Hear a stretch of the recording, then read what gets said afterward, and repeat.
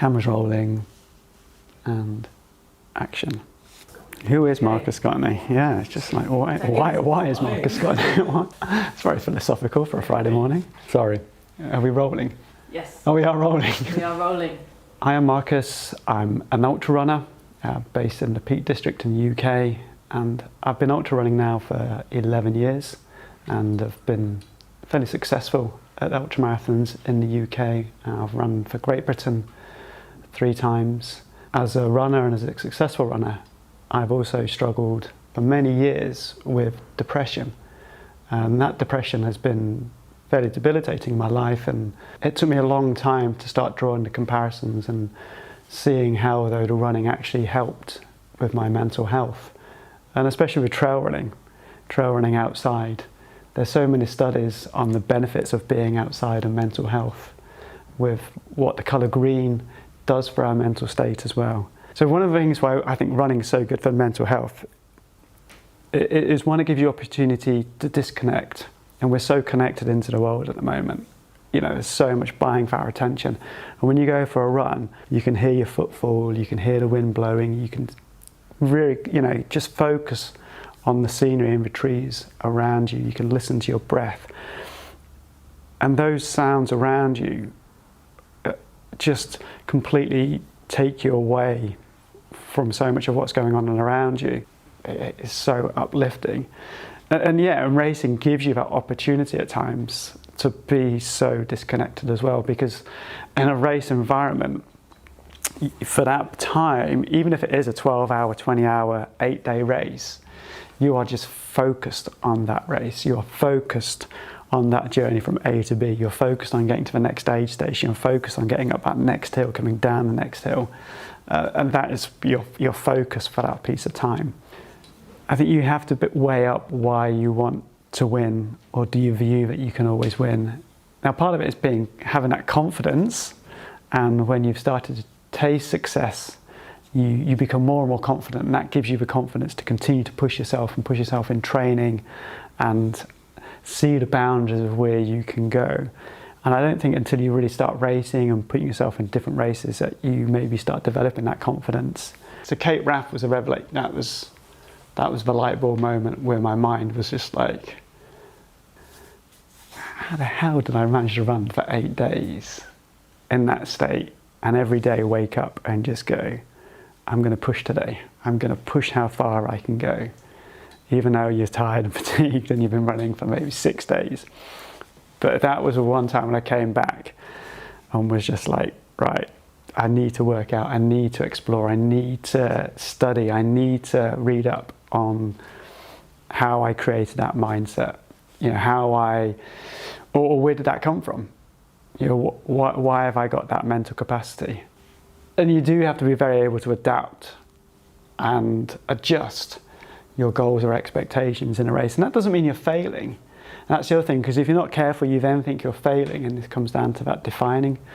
What I define as failure is very different to how I defined failure maybe kind of 10, 15 years ago. And so if you've got that openness of, okay, anything can happen in this situation, this race, and I want to get to that finish, and if my time is going to be different than what I expect, that's okay. Again, if that confidence and that self-esteem is there, then it doesn't matter if you're not going to hit that course record or that time you initially set out, because anything can happen in a race. Just believing in yourself and not worrying about what those results actually mean to other people, and the developing self-esteem, then when things start going wrong, you're able to deal with it a lot easier, and it doesn't then start dragging you down. You accept the result. So like with DNFing at UTMB, one of the world's biggest trail ultra marathons, I've very quickly bounced back. It's what it was something that happened which was out of my control. I physically could not carry on with the injury I had. And, you always have 2 choices, whether or not you sit and wallow on it and kind of allow it to really drag you down, or you go, this happened, I just need to move on from it. It doesn't define me. It doesn't change me for who I am. It doesn't affect those around me who love me. You move forward. Same with when I stupidly took the wrong turn in Costa Rica. and had gone all the way out to Costa Rica to do a 6-day race, and in podium position on the penultimate day, and I missed a turning, running with another Costa Rican runner who knew the course, had run it previously, and we get to the end of the stage and we're told, you've missed a turning, you've missed a checkpoint, and you have the option of going back or to being disqualified.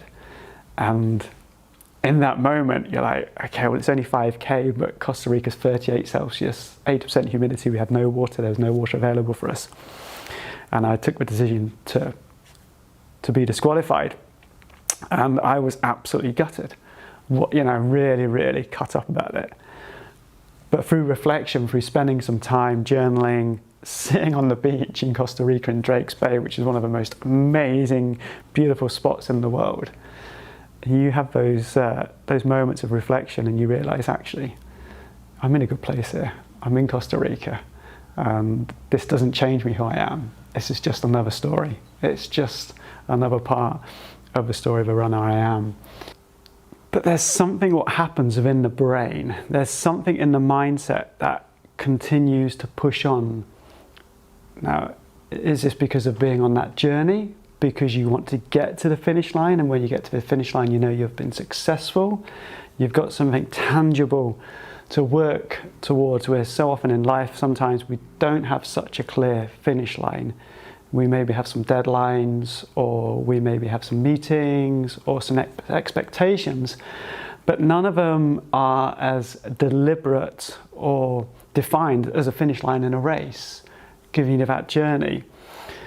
And I think with ultramarathons, you then start realizing that being put into that environment, into that situation where you are trying to get to that finish line, sometimes in the quickest time as possible, or just to complete that journey, it then gives you opportunity to explore, why did you have that mindset, or where did that kind of thoughts or strength come from?